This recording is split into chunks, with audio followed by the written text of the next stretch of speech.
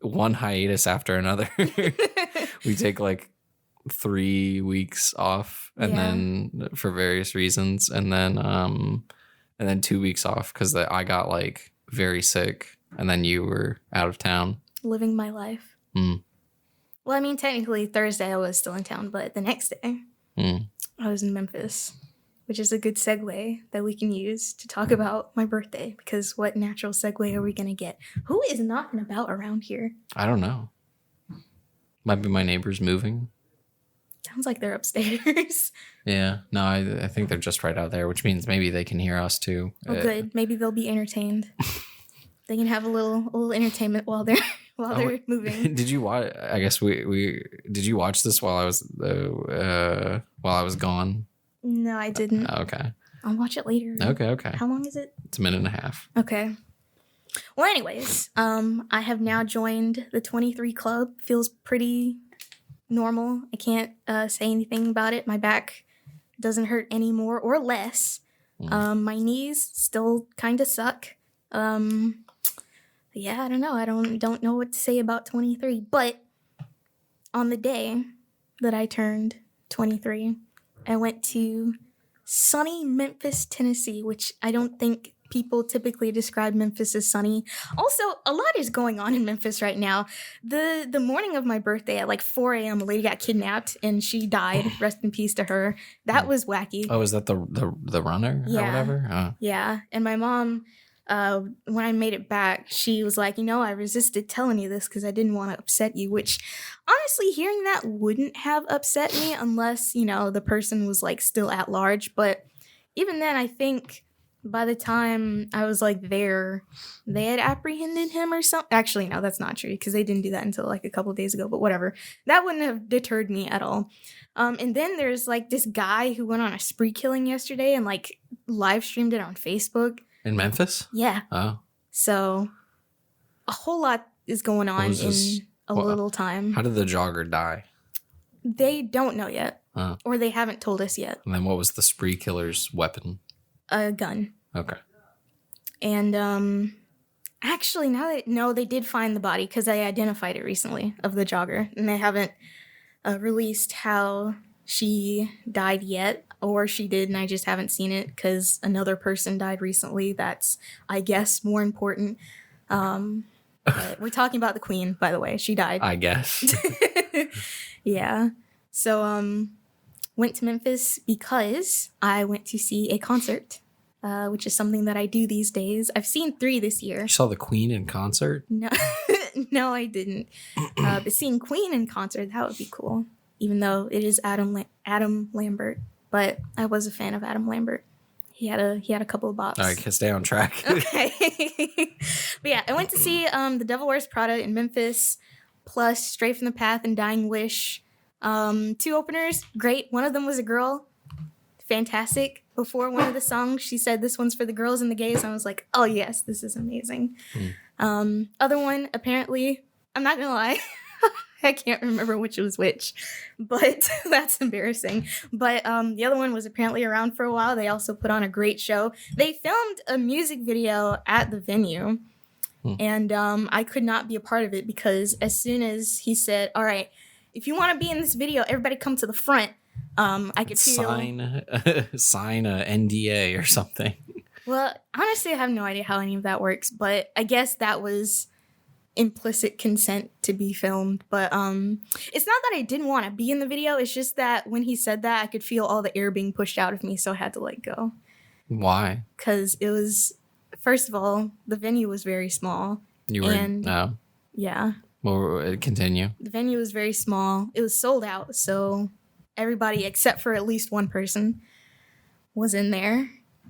I'm talking about you. I don't know why you're looking around. Well, I wanted to know why you weren't in the music video. I don't like how you turned it back on me. Smushed in the crowd. It was like so I was getting smushed before. You were gonna be extra smushed. Yeah, I could like actually feel myself. Number one, the air going out of me, and number two, I thought it was just nervous. I thought you were like, I don't want to be on camera.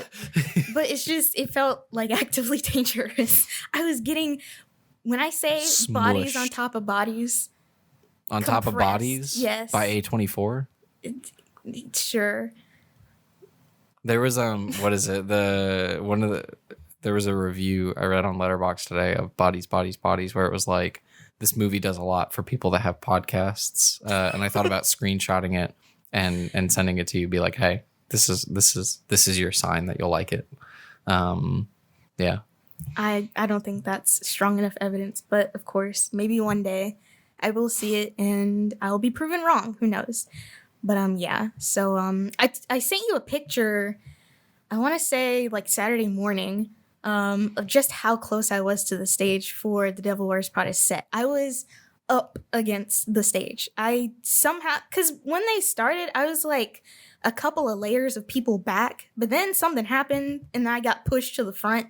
So that was pretty dope. I have a lot more videos of this one than of my previous one that I went to, because I only took one video when I went to see Era in Birmingham, and now that I think about it, it makes me a little sad because I can't remember it. But I mean, I can remember it, but I don't have anything to look at, So I did not repeat that mistake here, and I had a fantastic vantage point. I was going to show them to you before the pod, but you want to save it for after, and that's fine, because it might be the best thing ever. So it's videos on your phone, not videos published to your YouTube channel? It's on my phone. However, I did kind of think about like maybe compiling a little cute birthday vlog, because my dad like emailed me this video that he had done of him like lip syncing to Walking in Memphis, which I thought was really cute. So, and also like a little out like of as character. like a birthday gift? Yeah. Interesting. I thought it was nice. Yeah, I'm not saying it isn't. I'm just like, I don't know. I'm just like, interesting. Yeah. So I thought about doing that. I don't know if I'll still do it. I might. I don't know. It is good though. So yeah. But after the concert, I went to the pyramid, the 6th largest pyramid in the world. It was huge. I'm talking about the Bass Pro Shops pyramid, by the way, in Memphis. It's kind of like a downtown. There's a song about it on YouTube. Really? Yeah, by Ryan from Funhouse. Oh man. Yeah. Okay, I didn't know that, but I can show you a picture. I mean, I could show you the video. or we can not. Let me see. Yeah, well, I don't want to see your picture anyway. You're seeing it anyways. Yeah, I already seen it. Okay, but okay. Anyways, yeah, went to the pyramid. It was cool. Didn't stay very long because I wanted to just get back home because I was so tired, and honestly, just like my body was like beat up from headbanging. Like the entire back of my neck and honestly kind of my shoulders was like sore. You gotta work Saturday. Out. You want to headbang. You gotta work those muscles. You gotta practice at home. I mean, I guess, but how many times a year do I headbang? Like 3 this year? Probably that's it, because there aren't a whole lot of tours coming down here that I want to see, or maybe really you just gotta like I wanted to say pregame, but that's not. I don't know. Do some stretches. Yeah. I don't know. Well, but that is the long and short of my birthday. Also, something that I saw. So in the parking lot of my hotel that I was staying at, went out, had checked out, everything was normal, and then I see this. And for those who are male viewers who cannot see, it's a truck and all of its tires are gone. And it was a kind of a new, like, nicer looking truck too. There's no legal reason why the tires should be off this truck. Somebody stole these tires, and it was right next to my car too. So it was like, oh, I've been saved. Like, that could have been my car, and I have no idea. I mean, that's the only explanation that I have for it, for a truck to just not even be on blocks, just on the axle, no wheels. That was so wild to me. But yeah, I saw that. Interesting. Yeah, it's a funny image to look at, but I guess I didn't really think of the repercussions of someone very much got screwed over. Quite sad. And they had a Texas license plate, so they were not going back home anytime soon. Jeez. That's actually kind of awful. Yeah. But yeah, it was nice. I saw a lot of goths, saw a lot of emos, saw a lot of what's the word? Okay, no, those are the only 2 words. Metalheads. And also, one thing that I should say, and I'll be done, about going to metal shows that I like a lot is that, and I was telling my mom this too when I was talking to her about it, is that the type of people at these shows is you know, metal, you got a lot of headbanging, a lot of thrashing, a lot of moshing, you know. It gets kind of hectic in a venue. And honestly, I felt like I was about to fall down a couple of times just because of all the pushing and shoving going around, and also the fact that the floor got slippery like immediately because I guess people spilled their beers or whatever. But I was next to like a group of these guys, don't know who they are, didn't get their names except for one, and I kind of couldn't hear it because I was wearing earplugs. And after like every song in the openers, they were like looking around at everybody and making sure everyone's okay, including me. And I thought, you know, that's really nice. I really like this community, you know, making sure everyone's all right. If you fall down, you get picked up. You might get kicked, you might get shoved, but you will get picked up. So that's nice. Also, I had to deal with crowd surfers. I got bonked on the head once. There is really no way to avoid crowd surfing there. I was able to avoid it the last time, but this time the venue was far too small. Be even shorter. Well, no, that doesn't help because, I mean, I guess it does help if you have like tall people standing around you, but it still doesn't help. But anyway, it was a lot of fun.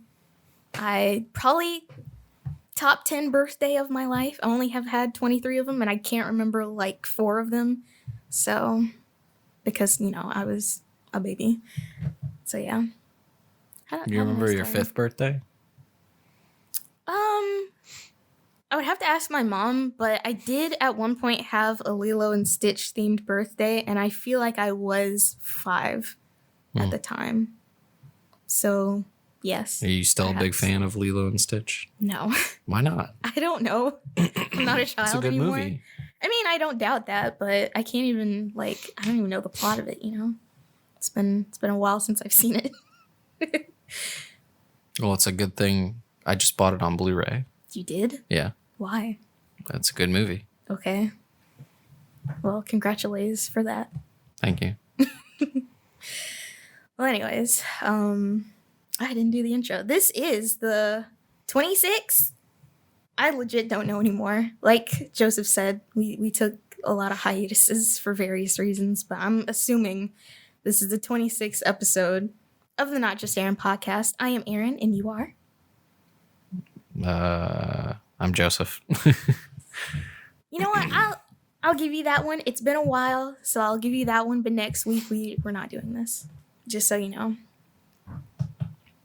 So I'm not gonna lie. I forgot what I said we were gonna talk about. I mean, pick. I can give you a list, and we can just pick whatever's most interesting. There's the Queen is dead. There's the maybe real, maybe fake, don't worry, darling drama. There's our annoyance with this new sponsor that is plaguing YouTube. Distinguished titles. I'm trying to think of what else. And then my thing. Yeah, you said that was last. That doesn't count unless you want to just do that now. No. It'll bring the mood down significantly, and I kind of don't want to do that yet. Okay. Man. All right. You hear that, audience? Get ready for your mood to be brought down in T minus, I don't know, 40 minutes. Well, I guess we could start with the Queen. I mean, there's not a whole lot to it. She's 96. She's old. She's dead. Charles III, yada, yada. Well, I mean, what is it? Yeah, but the memes, though, she's immortal. She's going to outlive us all, man. Oh, I thought you were talking about the Diana memes. Those are funny. What, currently? Yeah. What are the Diana memes? Well, you know, it's a picture of a person holding a brick, and the text is like, Princess Diana waiting for the Queen in the afterlife. Oh, like she's waiting to exact revenge. Yeah. And then just pictures of Princess Diana laughing. Yeah. Interesting. We could have had her as queen consort, you know. Is what, the UK? Is that where the Queen rules? Yeah. Why is it a queen? Is there never a king? There's a king now. Really? Joseph, what are you asking? Well, like, it seems like the Queen is in charge. And like her husband, sort of. Who was her husband? He's a prince, and I forgot the reasoning for that, but there was a reasoning for it. So now that she's dead, now there's a king? Yes, because Charles is a male, and he is next in line, and he is King Charles III officially. People were thinking he wouldn't take that name because of how the other King Charleses were viewed. And he probably sucks as much as him, so you know. So it's not strictly a matriarchy or a patriarchy. Well, I mean, no, I guess not, but it's not like only kings, only queens. It's like whoever's next. Well, okay, so I've been watching a lot of Lindsay Holiday YouTube videos, so I do know a little bit about this. But basically, if we're talking about line of succession, I think the term for it, and I could be wrong because it's been a while, but I think the term for it for the UK for a long time was male preference primogeniture, which, I mean, sounds what it sounds like. Don't know what primogeniture means, so don't ask. But basically, next in line needed to be a male. Could be a son. So it alternates, or what do you mean? Well, you said next in line needed to be a male, so it's like for there's a while. Queen. Oh, I'm talking about like way back in history. So basically, you know, the queen's only job was to give birth to a son and then like screw off to do whatever they do. So they can not succeed. So they can secure the. I was gonna say Iron Throne, but I mean, we've seen House of the Dragon is kind of like that for a while. But I guess somewhere along the lines, you run out of male heirs. You can't pick a fifth cousin, so you go with whatever female is available. And I think. And then she rules for 70 years. Yes, but I think it was after William had one of his kids. Can't remember if it was the first or the second or the third. But they did away with that system, and now it's just whoever's next in line. So after Charles, then it'll be William. And after William, it'll be his firstborn son. But let's see. I think the only daughter of the queen is like the fourth born child. So she's like way back. But if, you know, in a designated survivor situation were to happen and everyone else were wiped out, then, you know, Margaret Anne something, I don't know, they would ascend to the throne. But, you know, like 70 other people would have to die first. So, yeah. And Harry, since he's the second son, he's pretty far back, I would say. Not pretty far back, but pretty far back. Because, I mean, William has like 3 kids. And one of them is a girl, but it'd still go to her before it went to William. And that's the way it works now. And also he's like not part of it anymore. I don't know. I only know like the bare minimum. If you don't know, we should move on. Okay. I was just wondering, like, it's like, oh, it's a queen. You know, I guess it's partially on my mind because of House of the Dragon. Mm-hmm. But then, like, I don't really know a whole lot about, like, the royal family in the UK. So I was just like, oh, queen. You know, now what? Now that she's gone. Yeah. I think what had happened before all of that is that her uncle, like, abdicated the throne to, like, marry a divorced woman, which is, like, apparently not very good. It's not very cash money. Yeah, no, not very cash money for the royal family. So it went to her dad, but her dad didn't live for very long, relatively speaking. And she doesn't have any male, like, brothers. She only has, like, one sister. And so then after he died, it went to her. But then again, at that point in time, I'm not really sure what the succession term was. Could probably look this up, but it would probably take a long time. So you're right, we should move on. So I haven't, like, been looking into this because I honestly kind of don't care that much about it because I'm still going to see the movie. But there's been some controversy surrounding specifically the production of Don't Worry, Darling. Yeah. Well, see, I tried to send you a video that I did not watch. Yeah. Well, I wanted you to watch it like beforehand because that was like that video was the only way that I had heard about this I don't know, this controversy, this drama or whatever, but like it seems like it's a whole lot of nothing. Like I don't think it's I don't know. I don't think it's like real because it's like there was like I guess a bunch of articles and I feel like articles is too kind of a word. All I guess tabloids, even from established like sources where they're just like, oh my god, did Harry Styles spit on Chris Pine? And then I'm pretty sure I saw an article or a tabloid where it was like Chris Pine's agent being like, no, this is ridiculous. What? Shut up. Like, and so I feel like that made me stop looking into it.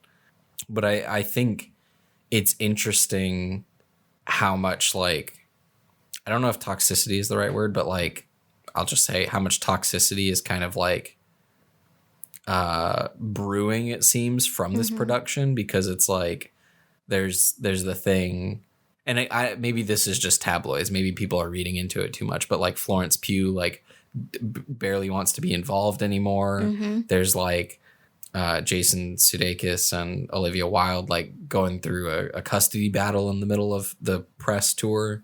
And then it's like, oh my god, she cheated on Jason with Harry, and it just seems like there's a lot of like negative stuff going on that's kind of like, I don't know, it's both bringing attention to the movie and taking it away from it. So I don't know.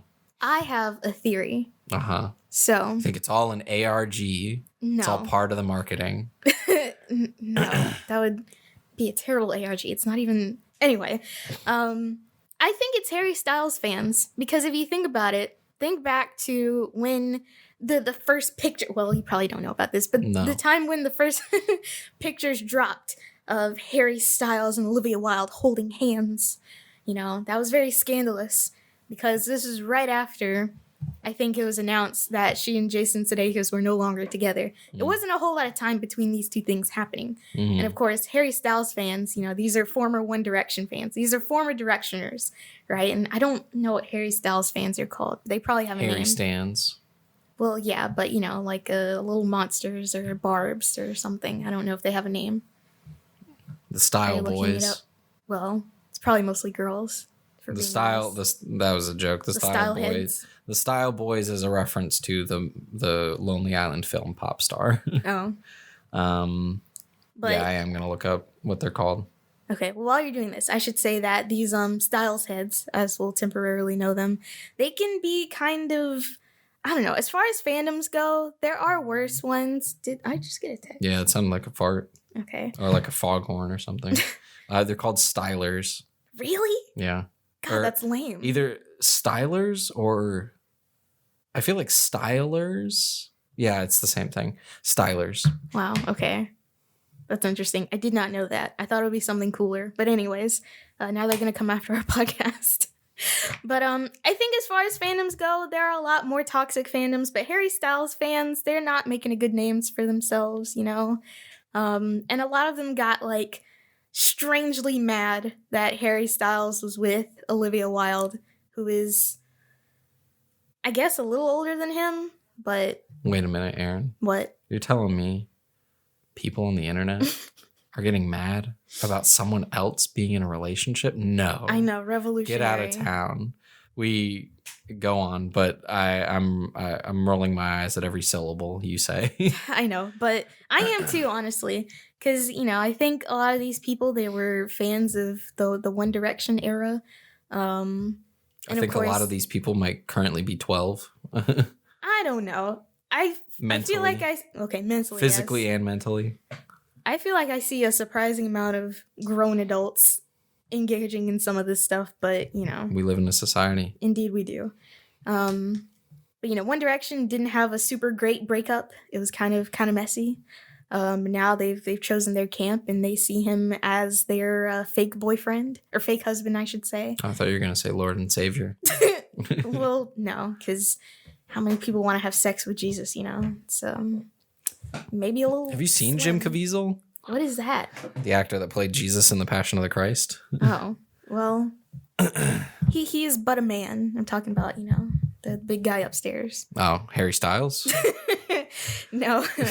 But yeah, honestly, a lot of the stuff that I see just like ragging on Olivia Wilde for like no reason, I feel like the vibe it gives off is that these are Harry Styles fans mad that he's dating her and not them.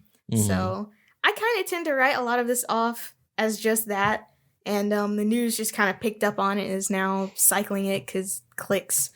So I also think it's very inconsequential. Again, I'm still gonna see the movie. I have the script too still because it leaked weeks ago. Well, I haven't read it yet. I think you're leaving out. I think you're leaving Shia LaBeouf thing too. You're leaving out a crucial thing. What? Which is the Sudeikers.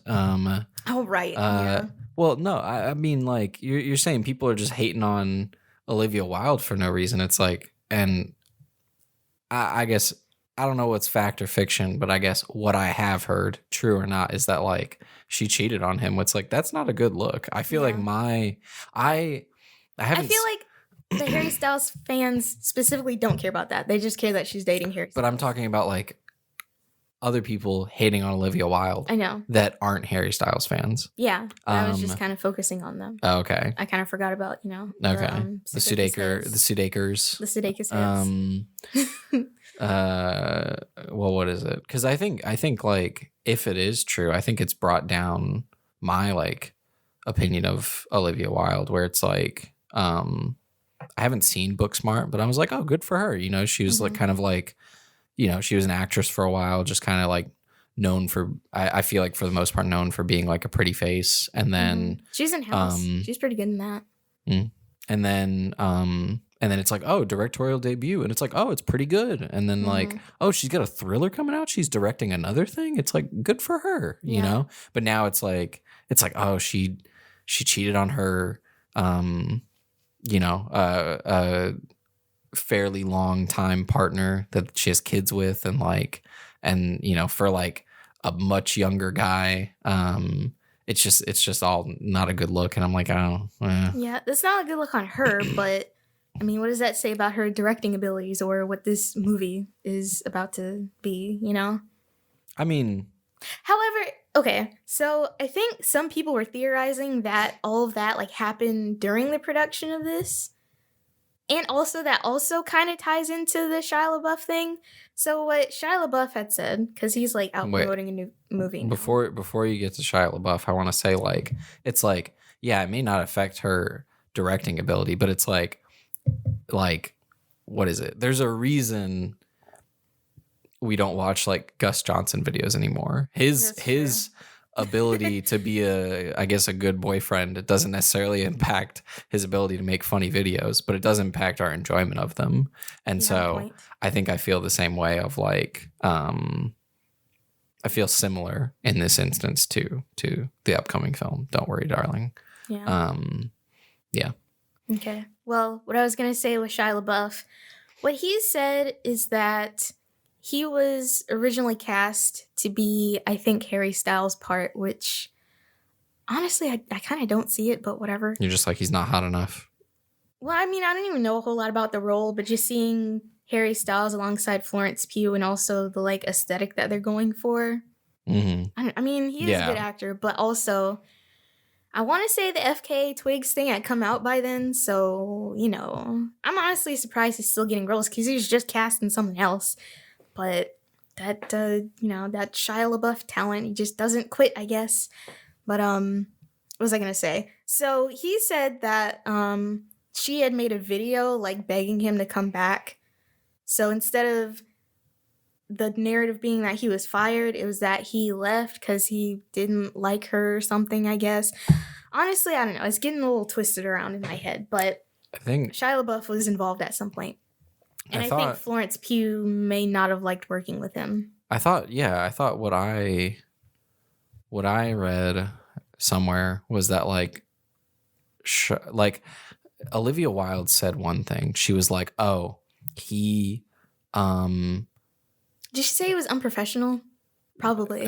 It was something like, give me a second. He said like, or Olivia Wilde said it was for like the safety of Florence Pugh. And then that he was she either said he was, I guess, fired or let go, and then Shia LaBeouf was like, no, I left or something, and then she was like begging me to come back. Yeah. And then he had like a video or like a recording proof of her saying that. Yeah. Whatever she said, it was actually like the opposite according to Shia. We just can't remember at the moment. And the video is out there. I just haven't seen it. Yeah. So and then like you said, Florence Pugh just not being in any of the marketing stuff. Yeah. It's a lot going on. Like I think like not participating in like the premiere. Like she was like at the carpet there. and then bounced or something. I thought she just wasn't there at all. No, she was at the carpet. Okay. But then like, I don't know, wasn't there for like the interviews or the actual like showing of the movie, I think unless we have something more substantial to say about this, I want to move on because it feels way too like, just cut this all pulled out. Just cut the whole "Don't worry, darling" conversation out. I don't know. I think it was fine. Well, we're just repeating the like air quotes facts of like he said, she said. Ooh, reading into this subtle thing, like over reading into all this stuff, and I'm like, I don't know.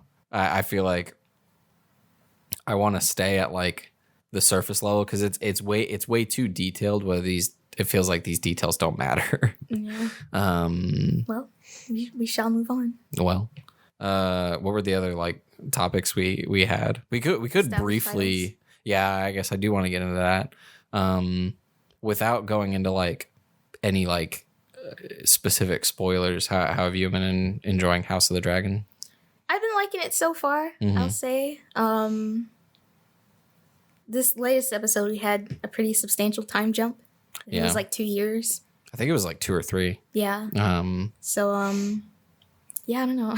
I think I don't have a lot of strong opinions right now. I think I wanted to bring it up because I really liked. Like, I really, really liked the first episode.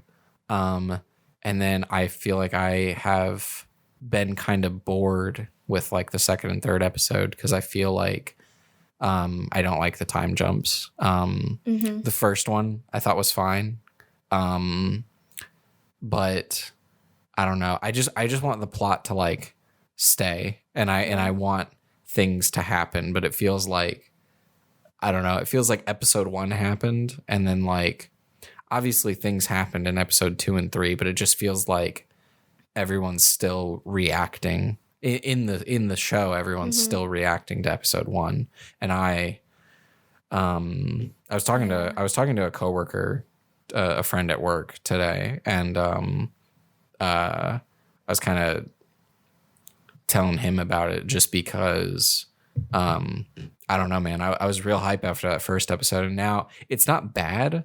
I just feel like I'm a little bit bored, and I don't like the time jumps, and I think I wish the episodes were like shorter. I feel like if I can be like, I feel like I'm not bored the entire time. If I was bored for an hour, then I wouldn't watch it. Like there's good moments and there's good plot developments and things like that, but there feels like there's like a lot of like filler that it's like if these episodes were like 30-40 minutes, I feel like I would be enjoying it a lot more, but because they're like an hour, maybe an hour or more each episode along with the time jumps, I'm like, ugh, I need the plot to hold still.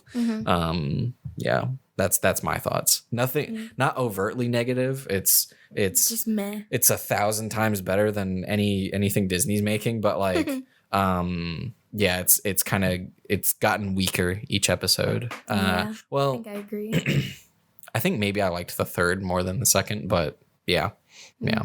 Well, I guess I don't know. That leads us to our next topic, which is your personal beef with established titles. Yeah. Well, dear listeners, if you consume an amount of YouTube, a not insignificant amount of YouTube, you may have noticed over the past, I'll say a couple weeks, 2 weeks maybe, there's like a new advertiser on YouTube that's like hitting all the stops. Like I've seen him on Philip DeFranco. I've seen him on Wisecrack. I've seen him on who else? I don't know who I've else. seen it on, you don't know who this is, but Nick DeRamio's channel. He's fairly large sized. What is it? Karsten Runquist. I think 24 frames of Nick. All channels of varying size. I don't know if you know this, but have you watched any of Karsten on YouTube? Well, maybe, and I just don't remember. But... Okay. He's apparently the most followed person on Letterboxd. Interesting. Which isn't saying a whole lot because it's like a small site, but it's not that small. Smallish. Well, when he's the most followed person, let me look this up real quick. When he's the most followed person and he only has 126,000 followers, I think that's pretty small. You may be right. Yeah. Those are the places I've seen it on YouTube. And if you haven't seen it, dear listeners, Distinguished Titles is, or is it established? Established or distinguished? I think it's distinguished. Let's see. No, it's established. Okay, established titles. Know. We can look it up. Yeah, I know. I'm looking it up now. Established titles. Yeah, it's established. The selling point is like, yo, do you want to be like a lord or a lady or a laird or whatever? I don't know if a lady is a laird a lady. A laird is a lord, but it's like Scottishy. Oh. It's like basically, the old English. Do you want a fancy established title for your name? And it's like, well, all you have to do, buy a square foot of land in Scotland, and you can apparently legally call yourself a lord or a lady. And well, I think not only that is that you have to own the land, but you have to also establish a lordship, which is something that applies to a pocket of land. And I guess the restrictions for doing that in Scotland aren't super tough, which is why this company exists. Or it could be a scam. Who knows? Well, I think it's a scam. So what is it? Yeah, you get a title, you get a foot of land. And then, you know, if you do the deal with your favorite YouTuber, your land will be somewhere near theirs. And then I guess, well, it'll be in the same like vicinity. You know what I mean? Y'all be smushed together or whatever. Your whole fan base, the whole Karsten fan base. Do you know if you can buy more than a square foot? You can. And so the only reason I'm upset about it is because I think I saw an ad today and I was like, but before I get into why I'm upset about it, I'll say the last like cherry on top is like, oh, eco-friendly. You buy some land, they'll also like plant a tree somewhere. Who the frick knows? They'll just plant a tree. It's like, oh yeah, you know. But I've been seeing it so much. I'm like, how much does this square foot of land cost? And this certificate that you can print. What is it now? This is why I get upset, because oh my God, this seems like a massive ripoff. How much is it? Do you know how much it is for a square foot of land and the ability to call yourself Lord and a tree? $50. I mean, that's not terrible considering, you know, how much land goes for. Really? It's the only non-renewable resource. But it's a square foot. I mean, okay, let's think about how much an acre of land might cost. Do you want? Okay, wait. Let me. I guess you can figure this out and maybe, you know, Ben Shapiro me into telling and I'll find out I'm wrong. What is it? If you get 5 square feet, it goes up by 160. So then 5 square feet is 210. And then 10 square feet is 350. Then if you want them to print your certificate, not just if you print it on whatever regular paper you have, if you want them to print it, it's an additional $30. Well, I guess they have to mail it to you too. Presumably from Scotland. What is it? Oh, and then a free gift will be included for all orders during the summer sale. Would you like to know the average cost of an acre of land here specifically? It is $5,565. So that's 1 acre. And we're going to find out how many square feet is in an acre. So give me a minute. Okay. Well, there are 43,560 square feet in an acre. So 5,000 divided into that, probably not $50 per square foot, but it's Mississippi. There's a lot of land in Mississippi. No. Can you give me the exact numbers again? I want to do the calculation. All right. So let's see. So now these are Mississippi prices. I could look up how much a square foot of land costs in Scotland, and that's probably going to be even less. Well, I mean, Scotland's not very big. In fact, I'm probably wrong, but I'd say Scotland's probably about as big as the state of Mississippi. Aaron, you can't just keep throwing out facts like that. If you want to be Ben Shapiro, you need to know your facts, okay? So arable, and I'm pretty sure that means farmable. Land values vary greatly depending on location and capability, with an average value for prime arable land around 7,000 pounds per acre, up from 5,800 pounds per acre in 2020. So 7,000 pounds per acre, right? That's Scotland specifically. Scotland is smaller than Mississippi. Yeah, so not a lot of land. By roughly 18,000 square miles. Yeah, Scotland is not very large at all. And I'm pretty sure land, it's not super abundant. So we have the cost per acre. All right, you keeping track. Cost per acre in Scotland, 7,000 pounds. And do we have to do currency trends? Whatever? I mean, no. Once we figure out the cost per square foot, then we can. But for right now, don't worry about it. So cost per acre. 7,000. I'm going to just write that down. Okay. And square feet in an acre is... Now, I don't know if like our acres are different from their acres. No. An acre is an acre. But this isn't like the metric or the whatever because there's like system. 2 different types of tons. So... We're just going to assume we have the same acres. Yeah, I feel like for the sake of it. I feel like we're sure. Yeah, but then what's it? Okay. Doesn't matter. We're not going to. Okay. So 1 acre is 43,560 square feet. All right, you got that? Yeah. All right. So from there, we can get the cost per square foot, specifically in Scotland. You said 43,560 square feet. Oh, you don't gotta hold it that close. I'm not your mom.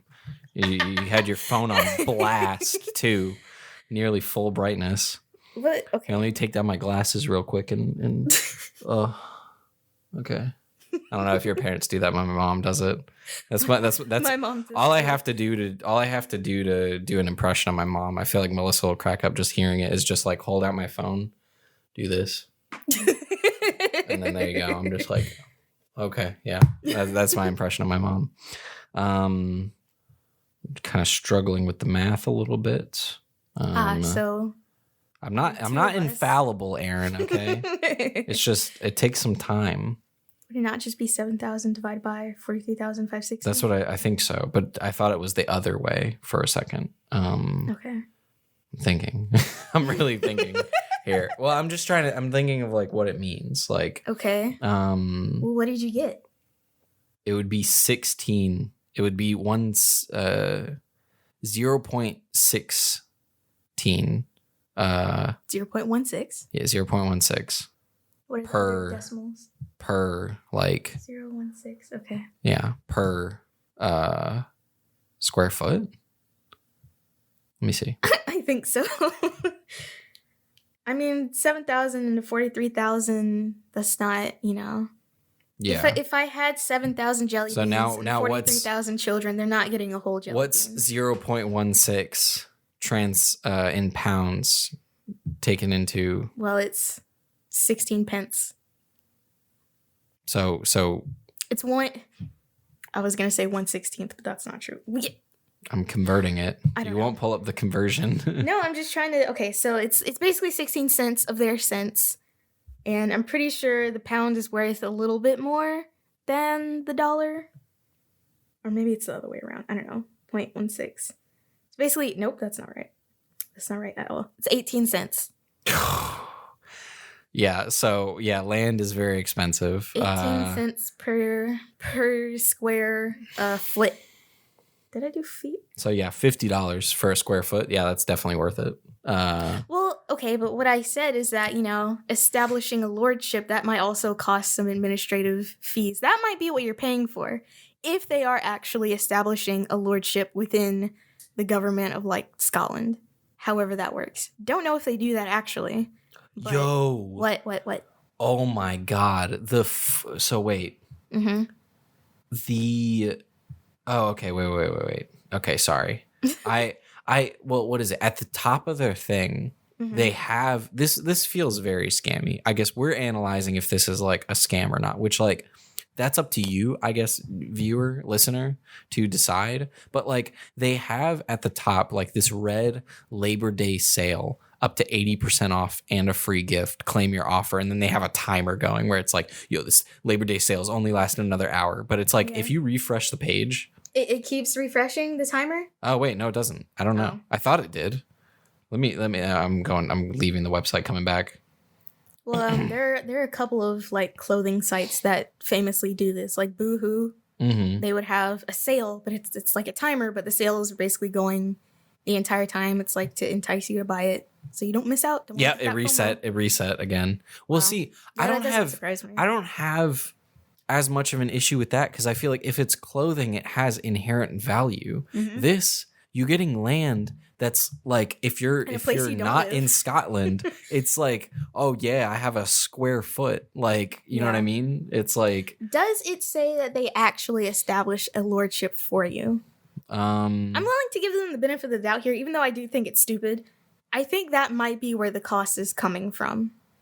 Like, what is actually going on? Like, do I just own a square foot of land, or is there some other stuff going on? Because if you're just buying a square foot of land, well, firstly, I think what's happening is they own whatever land is being sold already, and they're just like selling the right to like claim a square foot of their land. Because like what land company is just gonna like land company? Whoever deals in land, they're not gonna like sell it by the square foot. They're gonna sell it by the acre. Or it doesn't seem like it's an official like lordship that's like established. It's not like done through the government because it's like what is it? I went to the FAQs. It says like, do I need to be of a certain nationality in order to buy a title pack? No. Anyone, it's available to any nationality and age. Okay. They say, can I refer to myself as Lord or Lady? So, you know, maybe, you know, who knows? Maybe next episode you'll be Arin and I'll be Lord Joseph. Lord, not Arin. Well, no, it'd be Lord and then your last name. Oh, nah. Okay. So they say, yes, our title packs are based on a historic Scottish land ownership custom. Historic. Where is land that custom where or is land it current? Where landowners have been long referred to as lairds. So it just means like, oh yeah, you know, in our country, it's like, yeah, if you own land, you're a lord. Like, interesting. So, all right, I think that answered my question. Then it says most jurisdictions will allow you to update your title when you choose to do so. Can I use the titles of Lord or Lady on my documents? Yes, you're able to change your title on documents in most instances. Doesn't say what instances you can't. Can I buy the title pack for someone else? Yes, all we require is their name. I'm pretty sure if it was like government and if it was official, you'd have to give a lot more identifying info than just like your name. Because like, what if I put in a fake name? What if I put, you know, Lord Bodie McBoatface, you know, like. Lord Pee Poo Poo Head. So I could take out a lordship in my dog's name then, if that's, you know, he has a first and a last name. Also, it takes 24 hours for your certificate to be made. I think if it was also like official and government or whatever, it would take at least a month. Well, I don't know. This is the Scottish government. This isn't the United States government. They could have things, you know, really efficient over there. No way of knowing. Let's see. But do you remember, well, I mean, I don't even know if this was like during our lifetimes, but there was a point in time where you could pay money to name a star. And that's what this feels like to me. Because, I mean. Well, yeah, that's exactly what I was thinking of, where it's like, I don't know, if you want to like own a star, I'm doing quotes for our male listeners. If you want to own a star, you can own a star.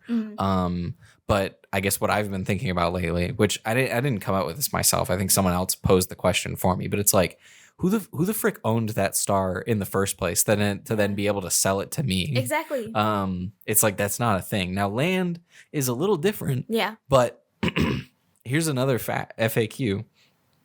Interesting. Okay, so wait. So it says, what are souvenir plots? The plots of land themselves are recognized and referred to as souvenir plots in Scotland.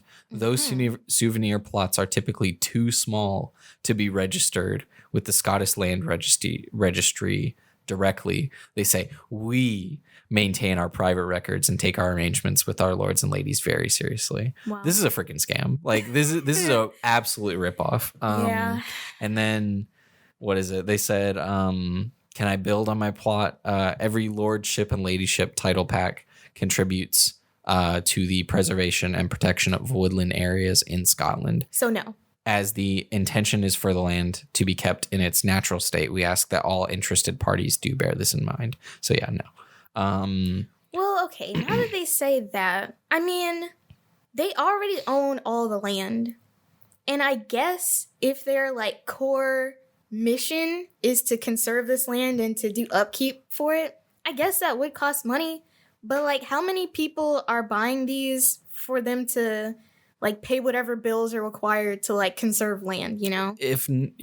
I think this is someone's getting, I don't know, either someone's trying to get very rich off of these or someone already has gotten very rich off of these. Because for this many YouTubers, I feel like to like openly promote this like, and they're not doing it for free. This pretty egregious scam. I feel like the established titles has to be flashing the big bucks. You know what I mean? Because sponsorships on YouTube, if you're like big enough, that's a good piece of money.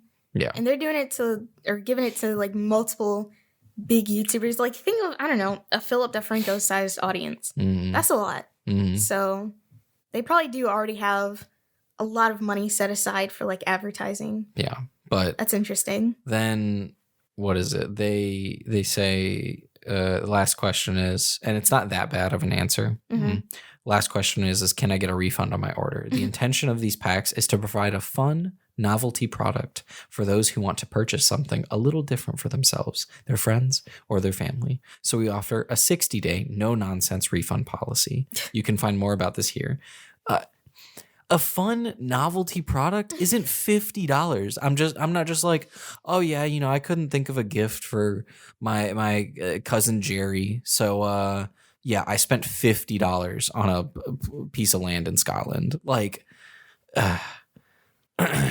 Jerry can give me, you know, I can give Jerry $5 and just vow to call him Lord from now on. You know what I mean? Like, now, when I freaked out earlier, it's because I clicked on the 80% off. So I was like, oh, maybe like $50 is really high, but they always got this Labor Day sale going on. So maybe it's like 80% off. It's like, it's actually just $10. You know what I mean? But I clicked the claim your offer, and the 80% off is for the 5 square foot one, which is normally $210. But because it's Labor Day and only for the next hour, oops, I clicked it. I bought it. I'm a lord.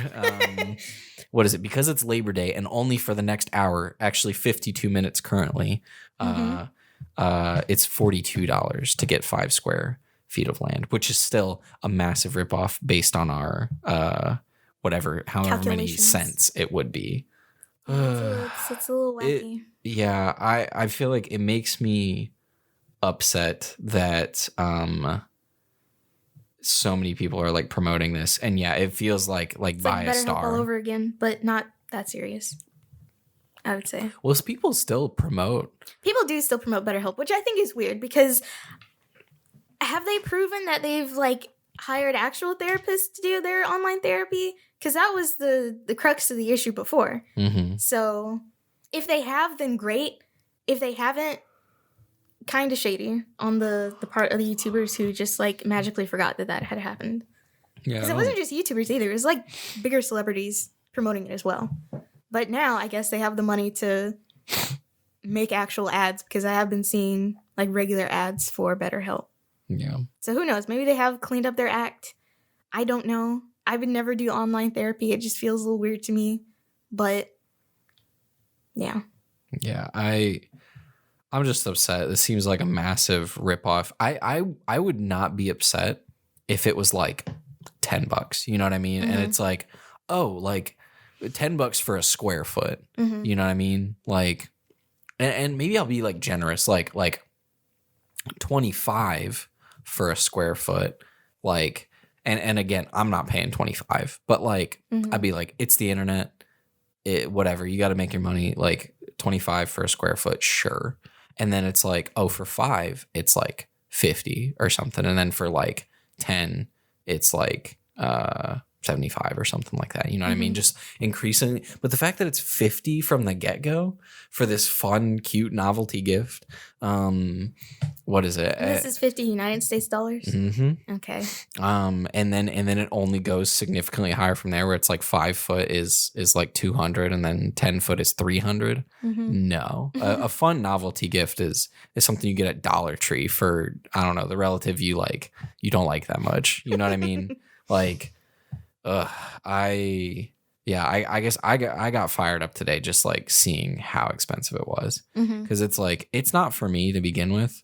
Yeah, I think it's exceptionally corny. Yeah, and it's like, oh, they're planting trees, they're saving the environment. Like, it's like, yeah, that's good, but it's like, you know, if Mr. Beast can plant a tree for $1, what are you doing for the other the other $49? You know what I mean? That's 49 trees you're not planting. Yeah. I gotta make a profit somehow. Wild. But yeah, I'm mad. I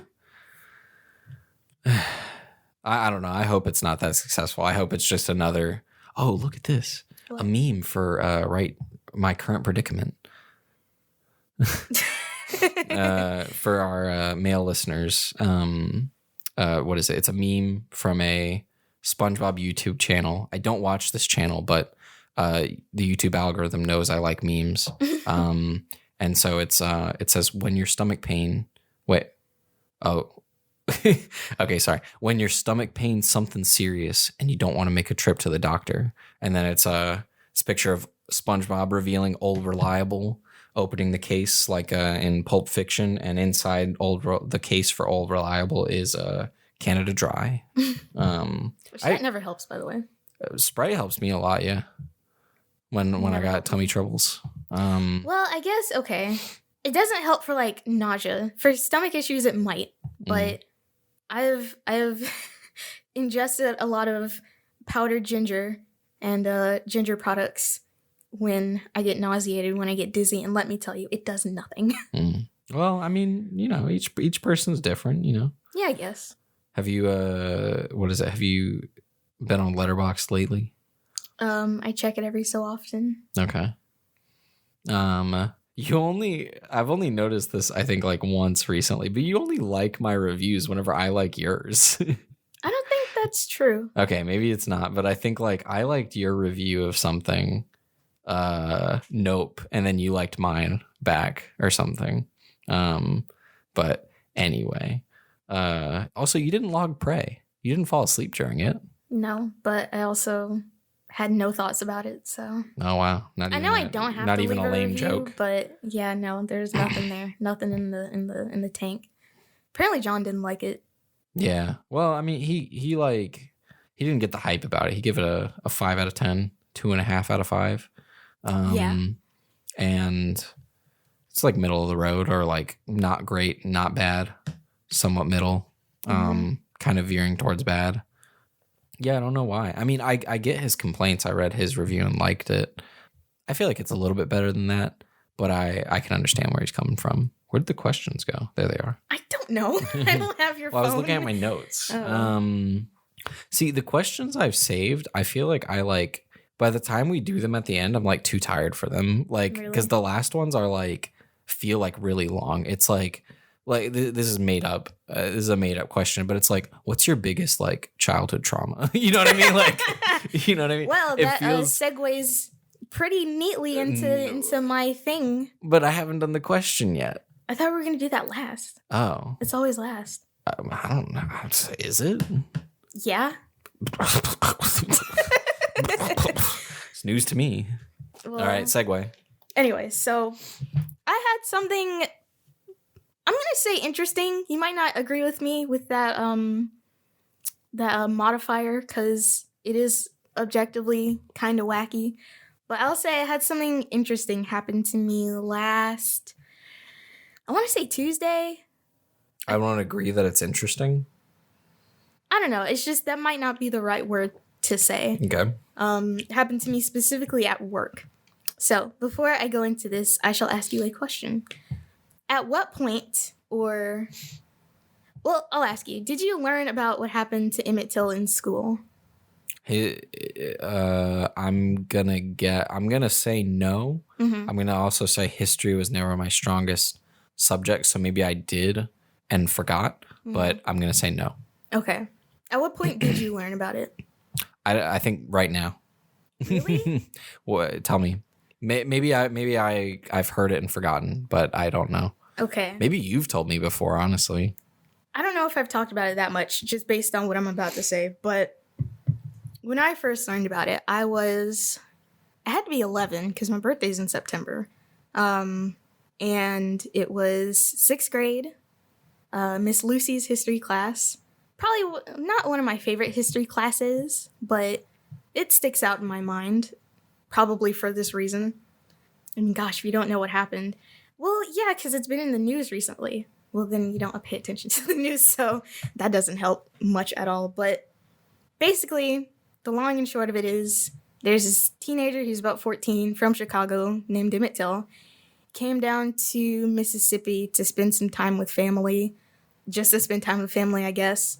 And one day he was in a store or something, and the story is that he whistled at a white woman, which is, this happened, I can't remember the year, probably like 60 or 61. So, pre everything. Not really everything, but you get my idea. Yeah, before the universe existed. Yeah. So, what happened after that is that this woman's, I believe, husband and relatives, because other people saw it happen, they went into, I believe it was his grandfather's house, kidnapped him, beat him until he died, and then past that point, and then sank him in a river. Now, I can't remember where specifically this happened. It wasn't in Jackson, I'll say that. Yeah, I can't remember where it happened, but they sank him either in a river or a lake, a body of water, with I feel like I heard it was a fan, but then it's some kind of heavy object tied to him so that he wouldn't come back up. But obviously people, they knew that he was missing. So they went looking for him. And I can't remember, the details are kind of fuzzy on it because, I don't know, I guess I just didn't make an effort to remember for reasons that I'll get into. But eventually they found him, and he was pretty severely brutalized to the point where they couldn't identify his body. And the only reason that his mom was able to identify him is because he was still wearing a ring that she had given him, and that's how she knew it was his son. So what was going to happen was that they were going to bury him in, I believe, Mississippi, but his mom didn't want that to happen because he's not from there. She wants him back at his home. So, wait, what? Why he died in Mississippi? Oh yeah, yes. He was visiting relatives. Yes. Okay, continue. And they had a funeral for him somewhere. I can't remember where. It happened. But originally it was going to be a closed casket funeral because of obvious reasons. And the casket was actually nailed shut, I believe. But she forced them to open the casket, and there were photographers there, and they took pictures of Emmett Till's body. And it ended up basically going proto-viral because they published it on the cover of Jet magazine, which I think it's still around because my mom used to get Jet magazine back in the day. I don't know if it is still around, but it's a very prominent black magazine back then. And that, along with a bunch of other events, really kickstarted, maybe not kickstart, that's not the right word, but that incident, among other incidents, was what, really made people want to push for civil rights. But the thing is, obviously when this happened, a lot of young people they saw what had happened to Emmett Till, because, I mean, the magazine was probably, like, published in newsstands and stuff like that. So, that's the story of what happened. And a lot of, like, civil rights leaders can actually trace that moment back to being, like, a formative event for them. Specifically, John Lewis, who was a senator and is dead. And in his, like, last op-ed that was published posthumously in the New York Times, I believe, he said that, Emmett Till was my George Floyd, because he was around that age. He was around 14 or younger or a little older when that happened. And so that's basically what happened. And, eventually, as you do in school, history class comes along, and, you have to learn about these things. And given where I grew up, which I will not reveal, which I think, honestly, just saying that will dox me a little bit, but given where I grew up, it's kind of hard to escape all the civil rights things that went on. So obviously we ended up learning about it. But, I think what we did was we watched, like, a documentary about it, because we were watching something, like, on TV. So there's a documentary about it that I and the rest of my class saw the picture, and I'm assuming you haven't seen it. So I would say to look it up at your own risk, but also, like, don't show it to me. Like, if you do look it up, just, like, maybe don't tilt your phone this way. But it's probably, like, the worst thing I've ever seen, right? Mm. And I can say that, like, as an adult. Mm. And, growing up in the sort of edges of the Wild West of the internet, I've seen a lot of crazy things. So, like I said, I was 11 when I first saw that picture in the 6th grade.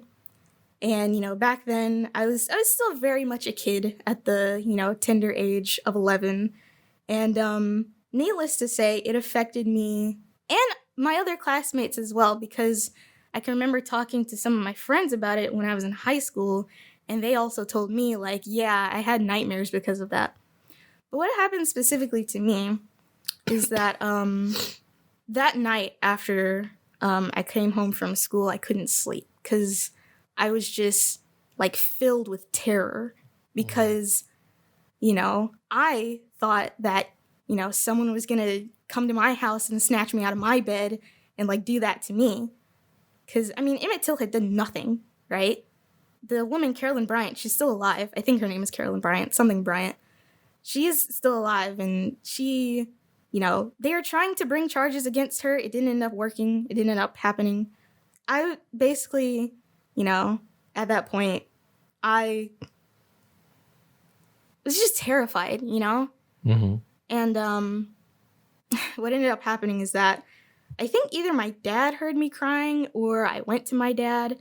But, I told my dad about it at that point, and we had to drive to Walmart at like 9 o'clock at night so he could buy me a lamp for my room so I could just, like, go to sleep that night. Mm-hmm. And I want to say that lasted for like a couple weeks. I had to sleep with that lamp on.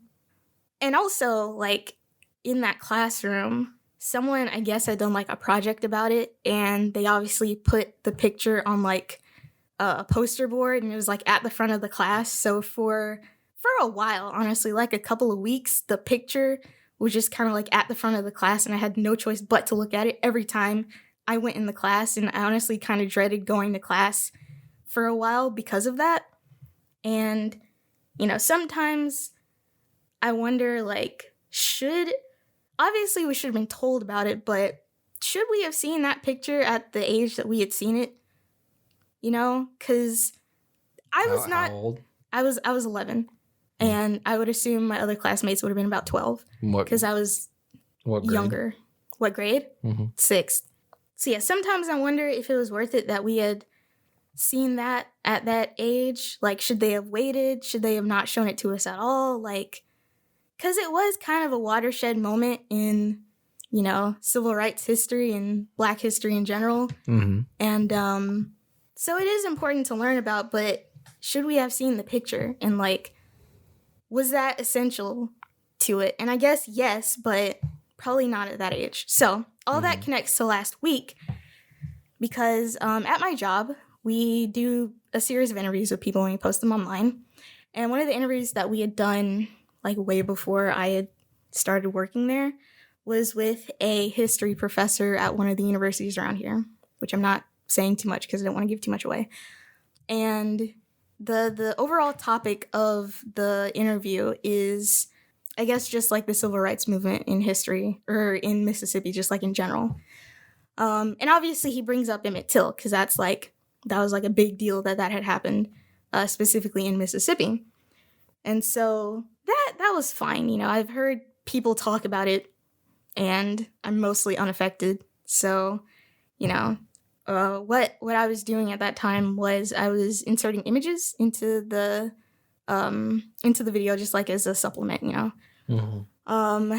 And at my job, they had like an older project file. So I was like, you know, breaking my neck trying to look for pictures when all along they had like a whole folder full of pictures. So I was like, great, let me go through this folder of pictures to see what I can use to put in here so I won't have to like keep looking for pictures. And I go through the folder. I'm like, yes, some great stuff in here. Finally, I can find some pictures that I've been looking for. And they already found them for me.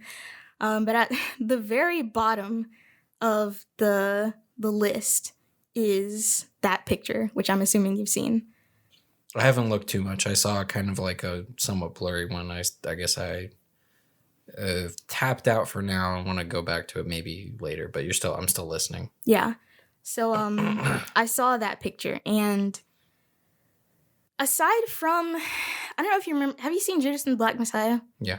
There's a part near the end where they're like looking at a newspaper and the picture is there, but I look away in time so I don't like see it, which, yeah, it didn't super affect me at that time. I felt my stomach like drop at that point in the movie because like I had sort of seen it, but I didn't see it, so I was still kind of okay.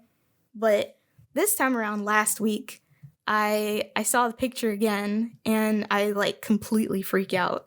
Like I had a bit of an episode, mm-hmm. we'll say. And honestly, a lot was just going on at that time. I think, let's see, last Tuesday, they'd still not had resolved anything with the water, and that was starting to like get to me a little bit. And then just stuff happening at work that was upsetting me because I'd had one of my scripts like rewritten and all of my personality taken out of it, and that kind of bugged me a little bit. I'm over it, don't care anymore. But like I was already a little perturbed, not perturbed. I was already like not in the super best mood at the time when I saw it. But honestly, I was just so surprised that I had reacted the way that I did, because what happened is that I saw it, I was like, oh man, there it is again. And I scroll back up really fast, and then I just can like feel something building up in me. So real quickly, I like step away from my desk, I go to the bathroom, and I just start crying. Mm-hmm. And I think I stay there for like, honestly, it felt like a good 30 minutes. I'm surprised nobody came and looked for me because like it was a little abrupt. I think I tried hard enough not to like draw attention to myself, and I'm not like a loud crier either. So that's probably why nobody like suspected anything. They probably just thought I had the runs. But I stayed in there crying for just like 30 minutes, like honestly sobbing pretty hard, not like pretty tears falling. I was like anguished, mm-hmm. you know? And all I could feel at that time was just how I felt when I was like 11, which was like just scared. Mm-hmm. I feel like scared is the word that I would use to describe it and not fear, because I feel like, you know, if a child, if they're experiencing fear, the word that they would use is scared. And I just like, I was just scared at mm-hmm. that moment. I felt how I felt that night when I was trying to go to bed, but I couldn't because I was too scared to, because I thought someone was going to steal me out of my bed, beat me to death, and sink me in the river, you know? Mm-hmm. So, yeah, that happened. After a while, I was able to calm myself down enough because I thought, you know, okay, maybe I can go back out and like pretend nothing had happened, but I looked like I was crying. Mm-hmm. So I had to go to my boss, explain everything that happened. They were very understanding about it. They said they would remove the image from the folder. I haven't checked to see if they have, because if they haven't, then I'm just going to re-traumatize myself all over again. But what I had to do was just kind of like go out to my car for 30 to 40 minutes and talk to my parents until I felt better. And I told my dad about it. He was the first person that I called because, you know, he was the one that I went to when I went through all of that the first time. And I don't give my dad enough credit because he does a lot to like understand my feelings. My mom, not super understanding of my feelings, or at the very least, not super good at getting across how understanding she is about my feelings. Man, it wouldn't be the Not Just Arin podcast if you didn't put old Mama on blast. Oh, sorry. I guess cut that out. Oh, yeah. Mama on blast. Yeah. I mean, this isn't live. I know, but yeah. But he told me something that I had like never known about him. I guess it just like never came up in conversation because like why would it? But he told me that when he was a kid, there's this church like across the street from his grandpa, my great grandpa's house, that he would play in from time to time. And what he said happened is that he like fell asleep. What do we do is like play like under the pews, you know? Like if you've ever been in a church, they have pews. No, I've never been. Tell me about a church. I've never been. You know what I mean. He would crawl under the pews. I want to say my dad told me he could have been older than like 7 at the time. He was quite young. I don't think he told me how old he was, but from what he told me, I extrapolated that he was pretty young. And I guess one of these times he ended up falling asleep under the pews.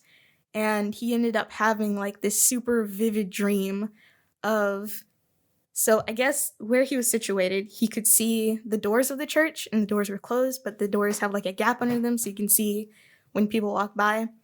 And in this dream, he told me that he saw like feet and hooves. And then all of a sudden, the Klan bursts through the door and like starts terrorizing the people in the church.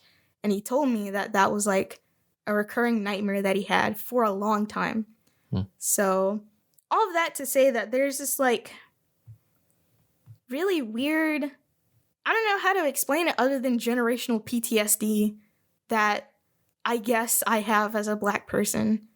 Like, none of this happened to me. I didn't have anyone close to me or me myself like have that happen. What happened to Emmett Till, you know? So, but I learned about it.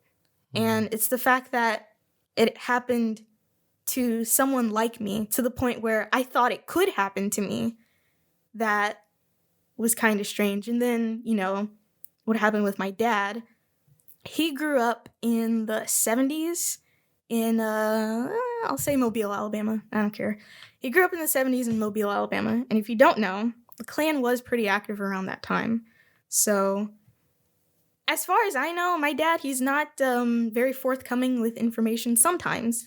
But as far as I know, like that never actually happened to him. But I will say this, the very last lynching that happened, either in the United States or specifically in Alabama, happened in my dad's hometown, which was in Mobile.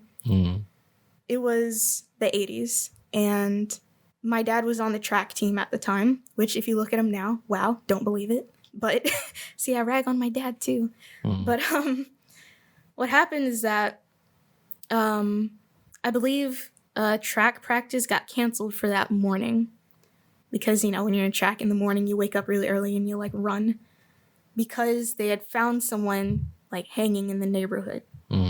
And this is like a secondhand story, so I don't know all the details, and I can't remember if it was someone that my dad knew. I thought you said he, based on some of our previous conversations, I thought it was someone that he did know.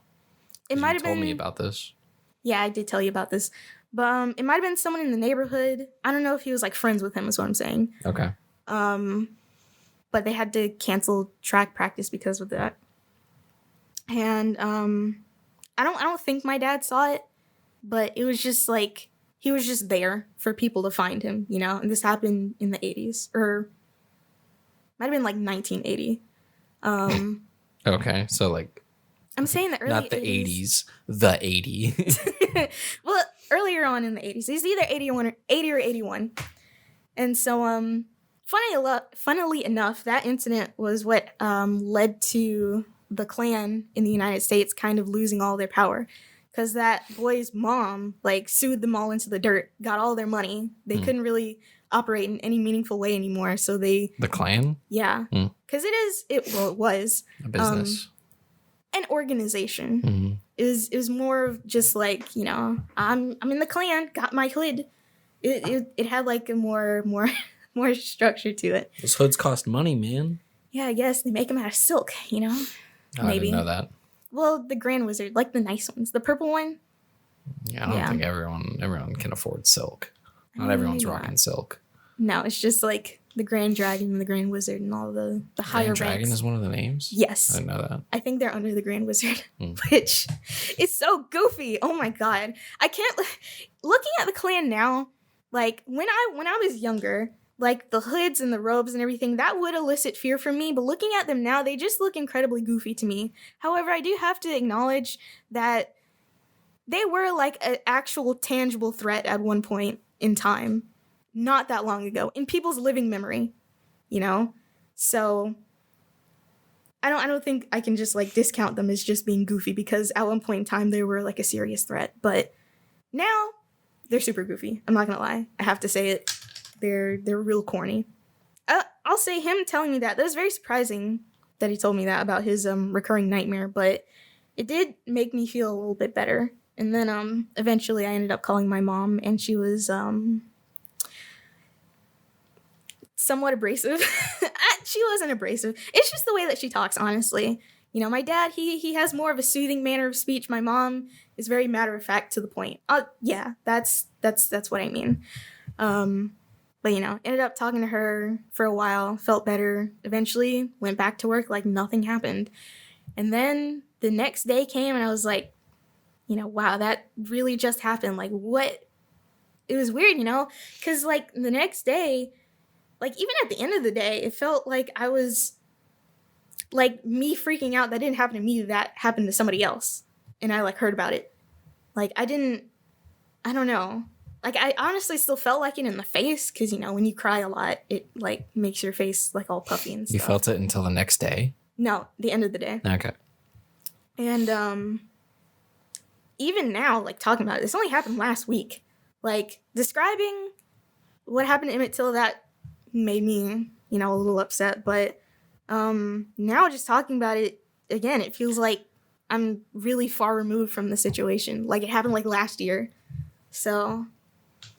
it was honestly really strange that happened because, you know, again, I mean, whenever Judas and the Black Messiah came out, it was a couple of years ago, saw that in theaters, didn't freak out. You saw it in theaters? Yeah, with my mom.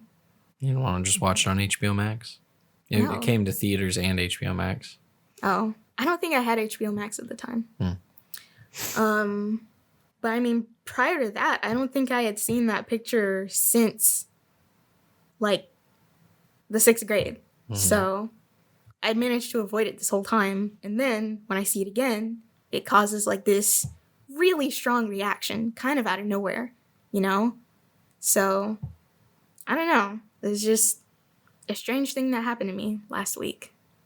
Yeah, I don't know. The name sounded familiar, I guess, but I think maybe that was just like fake deja vu or something, or like a fake memory. I don't know. I guess history wasn't my strongest suit, so it's like I feel like I would have remembered a picture. I don't know. Maybe it was a name that was mentioned and it's just a name, you know what I mean? That doesn't mean anything to me. Yeah. So I guess I don't know whether or not I learned about it in high school. I guess based on my memory, no, but maybe. I feel like I don't remember like 90% of the history I learned in high school. Did you mention how old he was? He's 14. Okay. Because I think that when I was like looking it up, which like not specifically the picture, but just like the Wikipedia article specifically, I think that detail, I didn't know if you mentioned it before I looked it up or not, but I guess that detail, shocked me, similar to Fred Hampton being 21. Yeah. where it's just like both of those are incredibly young. And I think I have like, no idea if the picture's on Wikipedia, but then again, I'm not looking it up, so. But I think I'm just more sensitive for like anything involving kids. You know what I mean? Like I guess like when there was those two shootings back to back a couple months ago with I guess there was the one in Buffalo and then there's the one in Uvalde.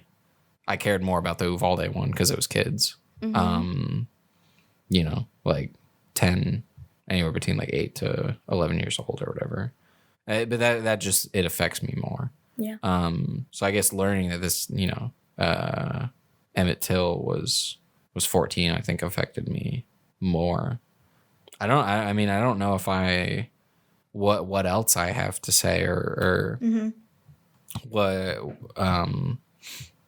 I don't know if there's anything you want me to say. Cause I thought the story was leading to like some beef or some drama with like a coworker, you know what I mean? Cause it's like something happened at work. It's like, oh, you threw hands. No. Not that it was something that just like happened to you and only you. I think like, I guess you told the stories well. Maybe your story more than his story, but I told can't it well. quite remember it. I know. Well, I'm just, I don't know.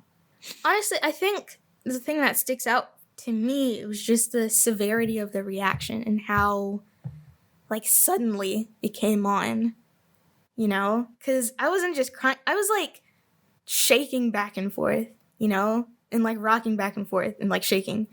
And just kind of, like, clutching myself. Just, like, I can't explain it. I don't even know how to explain it, you know? It's just scared. Again, this is the only way that I can describe how I felt at the time. Just scared. And I did have some trouble going to sleep that night as well. Because, yeah, but I don't know. It's just, I guess, odd. Maybe not odd. I don't know. I don't know. I don't know how to describe it. Like, I don't even know the last time I ever cried like that, you know? Even so, I guess something left unanswered is why is it in the news now? You said, well, not now. It was a couple of months ago. So they found an arrest warrant for, I think, Carolyn Bryant or whatever the name of the woman that it happened to. You have it right. It's Carolyn Bryant. They found an arrest warrant for her in some sheriff's office somewhere, and they, I think, tried to execute it, but whatever jury was present at the time, I guess, voted not to, like, bring charges against her. So, and that was a couple months ago. And that was pretty disappointing because she was complicit in doing all this. Even though she didn't lay a finger on him, she still didn't stop them, you know? Not knowing anything about this woman, I don't know. Not knowing anything about the situation or the woman, I guess she's not responsible for other people's actions. Like, I don't know. I think what I read was that it was two. I think it was just two guys, I think. One of them, I'm pretty sure, was her husband or Yes. brother or something, yeah. But if trying to assume, like, the best of her and just the worst of her husband, I don't know what she could do other than, you know, talk her husband out of it. And if he's set on it, then, like, kill her husband. You know what I mean? Like, I guess not knowing, just really not knowing, like, the full situation from her. You know, I'm assuming that she didn't tell her husband to do it. You know what I mean? Like, I don't know. I guess I really don't know. So I guess I don't want to assume anything. You know what I mean? I guess I like to assume better than worse. Well, that's it's very good-hearted of you, but from what I do know, she could have done a lot more. And she's still walking this earth, and Emmett Till is dead. So. And she has to live with that. Like, you don't know how that affects her. You know what I mean? If it affects her. I'm assuming it affects her. But, like, I don't know. I don't think, and I mean, I guess I also don't know what the arrest warrant for her was for. It's like maybe she's, maybe she is a terrible person and she. It was directly related to that because it was from like the 60s. Oh, so it's not current. No. Interesting. I don't know. I don't think they had just never executed it at the time. Yeah, I just don't think. I don't think she's responsible for other people's actions, assuming that she didn't tell her husband to do it, and assuming that her husband acted on his own. Like, I don't think if they had enough to write up an arrest warrant at that time, she must have done something. They're not just gonna arrest her because she had knowledge of it. It has to be more than that. So, like, I get where you're coming from, but also you are kind of wrong. Don't do that, Arin, because I think like I'm hearing you and I'm listening to you and I like I care about this story now that I've learned about it. Like, and I think it's to say it was a horrible, egregious act would be is still an understatement. But like, at the end of the day, I feel like neither of us can assume, you know what I mean? I feel like we have to work with the facts, and it's like, I guess you can assume the worst and I can assume the best. That doesn't make either of us right. So I don't think you have any right to say that I'm wrong. All right. Just saying.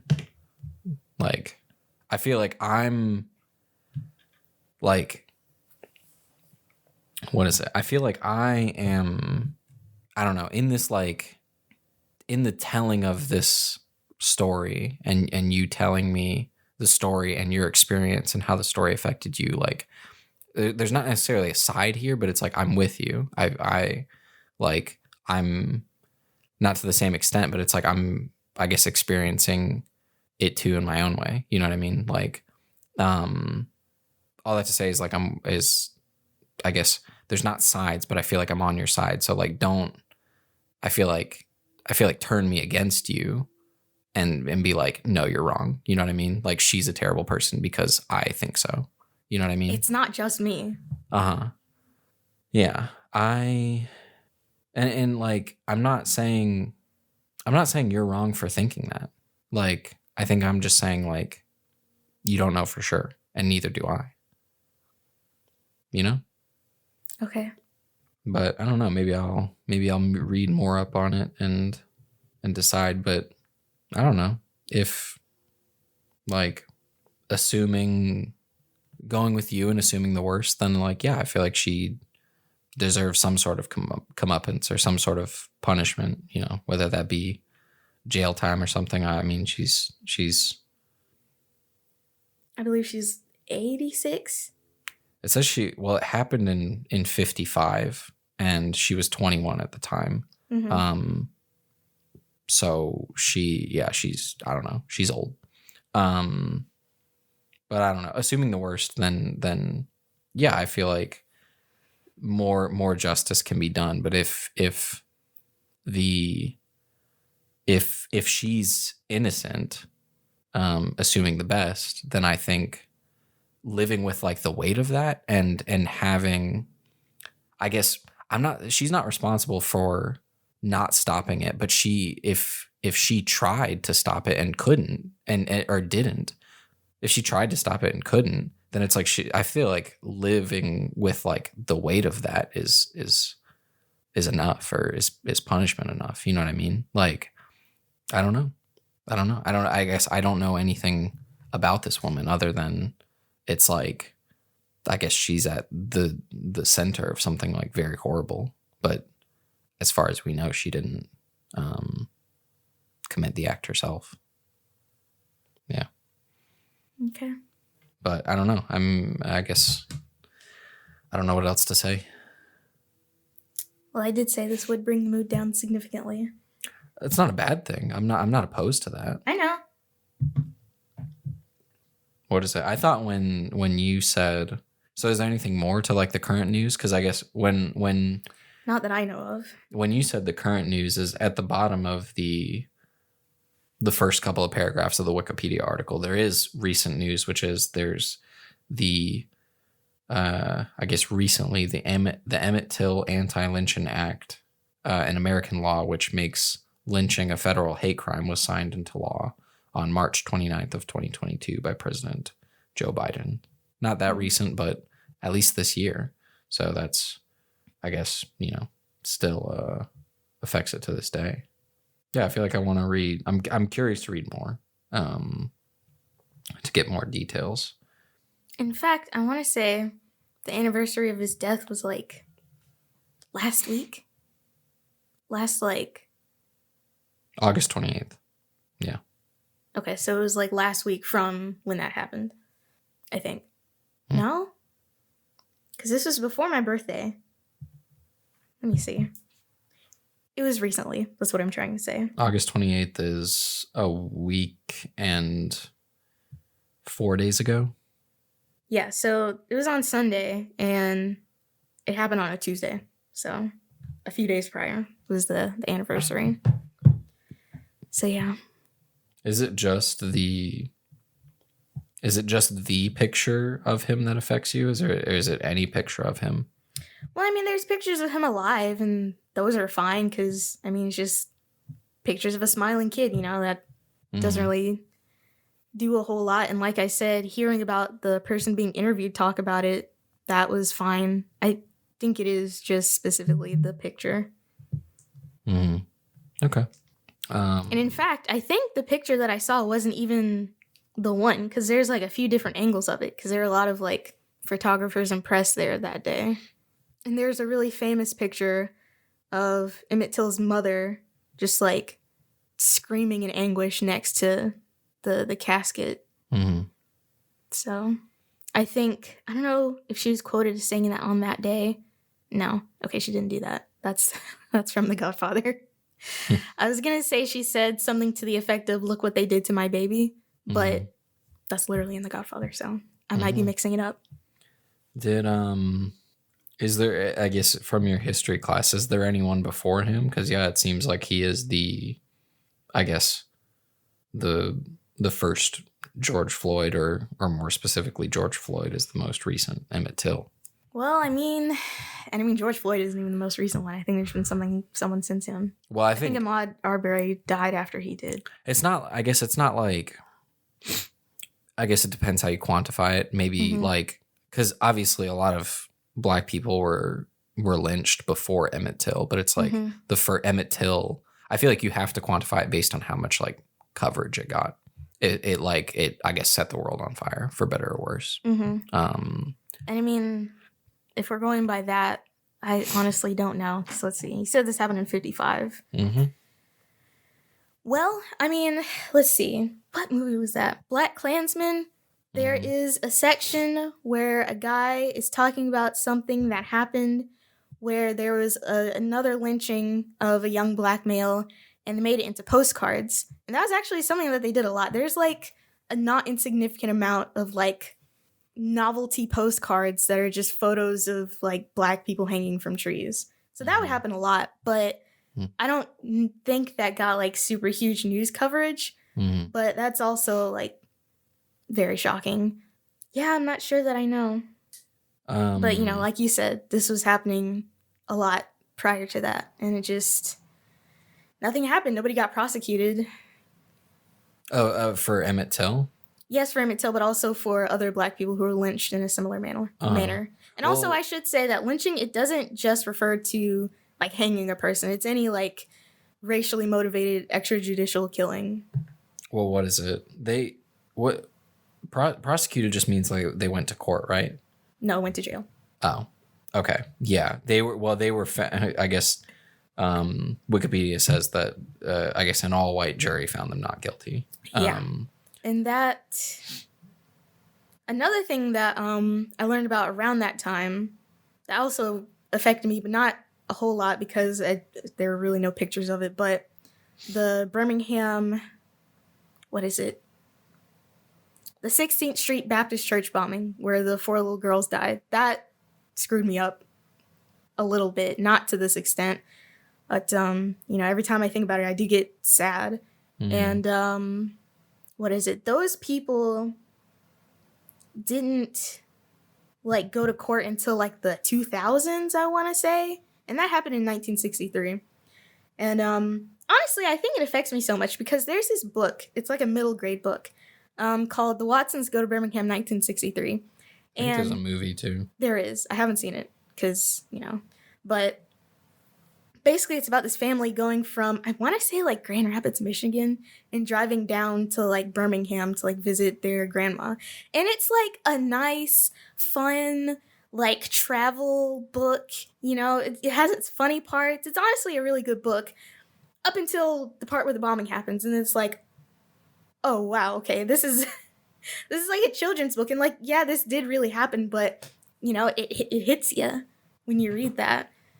And I believe I had to read it. I think I had to read it for like a class. And it is a really good book. It's written by the same person who wrote Bud Not Buddy, which was one of my favorite books when I was around that age. So, yeah. I want to say his name is something Christopher. That doesn't help at all. I could just look it up. I don't know why I don't. Yeah, I think the movie came out fairly recently. Christopher Paul Curtis. Is he still around? Is he still kicking? Oh, that came out in 1999. Goodness, okay. He's still alive. Yeah, I think I've only read those 2 books of his. Because one of them I just kind of read on my own. And then we had to read it for a class, and I felt very sanctimonious about the fact that I had already read it and already knew everything, of course. And then the Watsons Go to Birmingham was also for a class. But somebody like gifted me the book, so I have the book. It is in pristine condition because I never opened it because, by that time I'd already read it.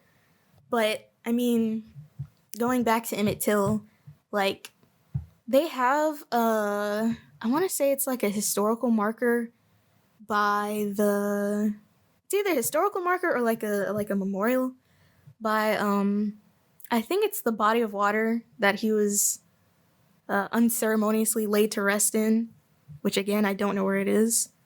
But they've had to replace it a number of times because people would just go out and shoot it. It's like, I don't want to say it's like become the Holocaust. I'll say that only because there's a not insignificant amount of people denying that it like ever happened. Emmett Till? Yeah, his murder specifically. Isn't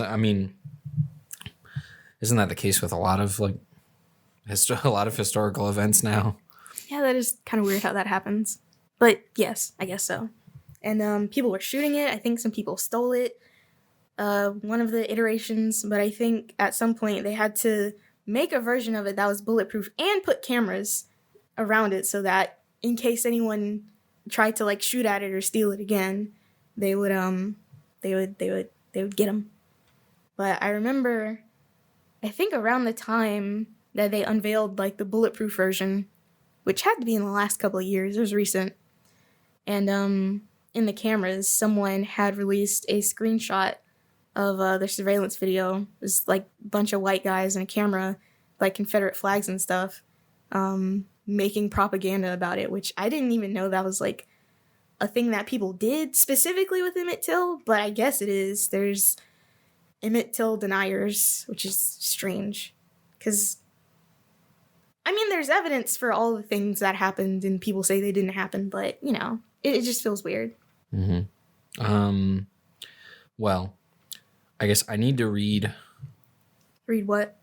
More of it, but I guess I'm reading I've been reading / skimming the various accounts and the various like takes of the the encounter that between Emmett Till and Carolyn Bryant. Mm-hmm. And the encounter doesn't matter as much. That I think as first, I'll say something that I guess is in support or it's against Carolyn Bryant, in that it seems during, I think, their court case, she testified against Emmett and exaggerated the encounter, where later, years later, she admitted that like her testimony was false and that she exaggerated it.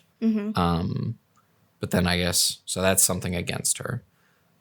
Then I'll say something I think for her is that the bottom of the portion of the Wikipedia article says that historian Timothy Tyson said that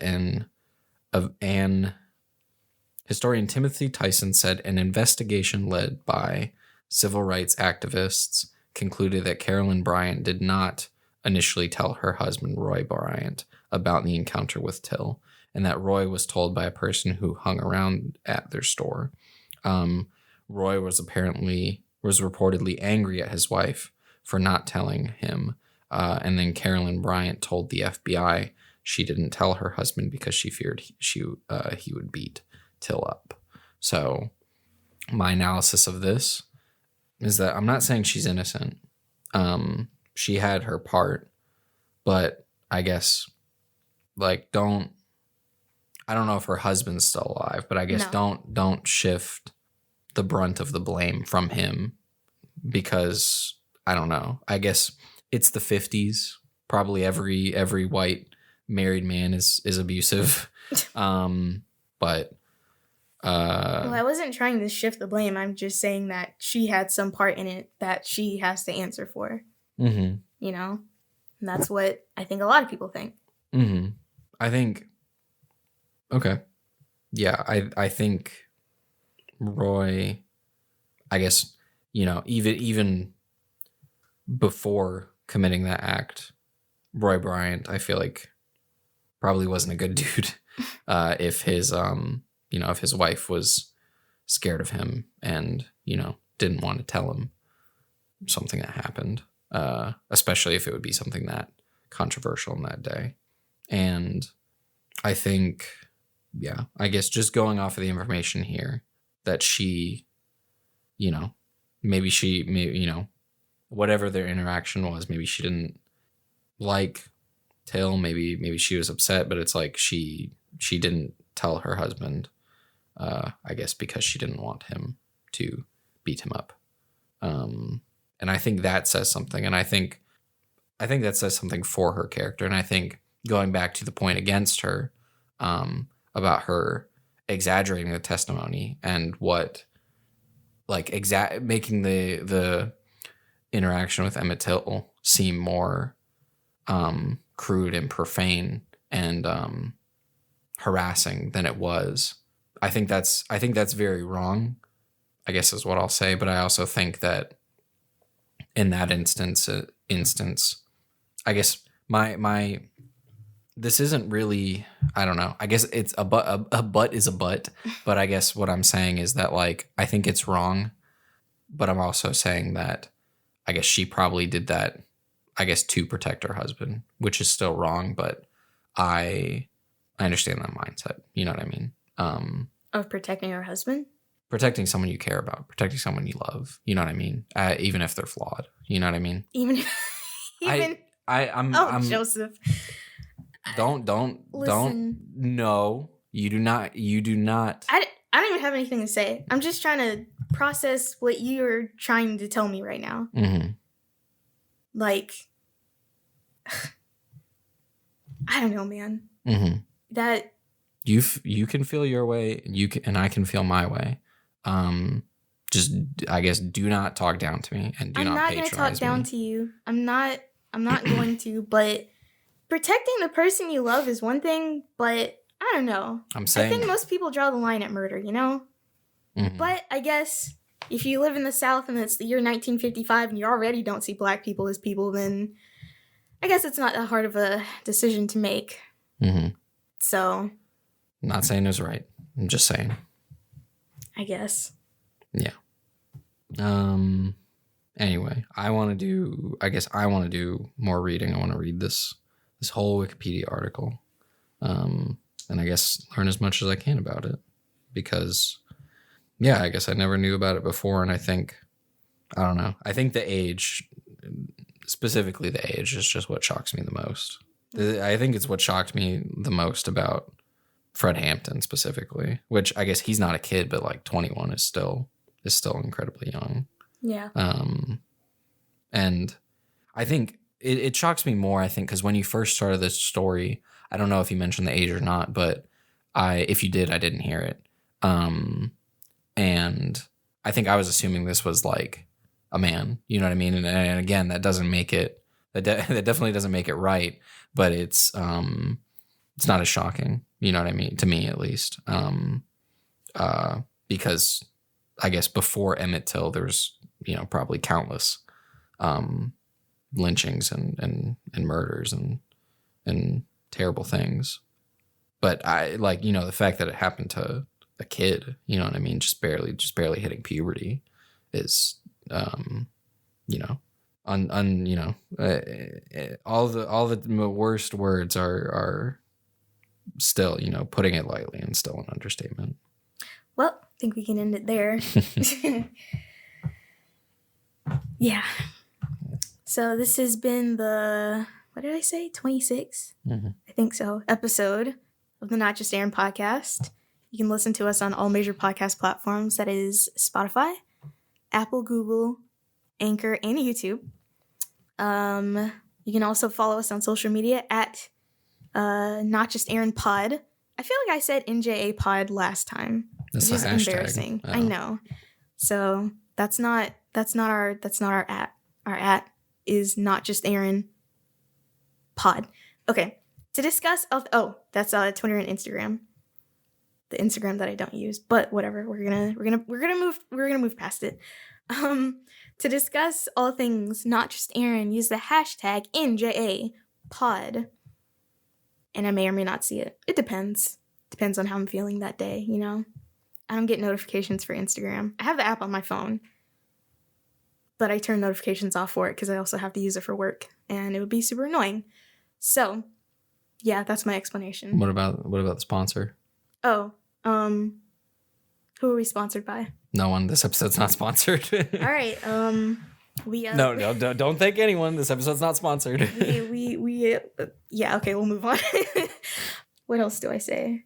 Follow us, platforms, hashtag sponsor. Well, I guess that's it. I guess well, we will see you in the next one.